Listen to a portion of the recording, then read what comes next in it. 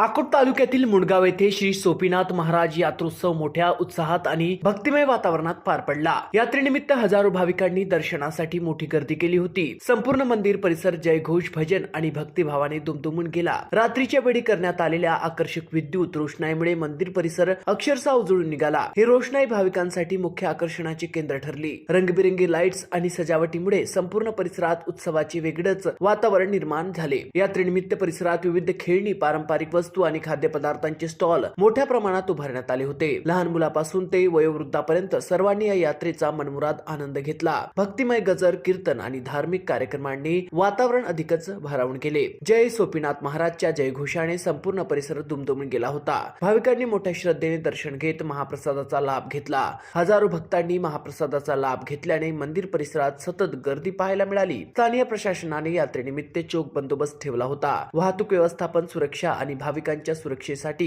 विशेष नियोजन करण्यात आले होते। त्यामुळे यात्रा सुरळीत पार पडली। ही यात्रा केवळ धार्मिक सोहळा नसून सामाजिक एकात्मता आणि परंपरेचा जिवंत वारसा असल्याचे चित्र पाहायला मिळते। अकोट तालुका आणि परिसरातील भाविकांसाठी हा यात्रोत्सव श्रद्धा आणि उत्साहाचा मोठा केंद्रबिंदू ठरला आहे। महाराष्ट्र 24 करिता सचिन पाटील, अकोला, बुलढाणा।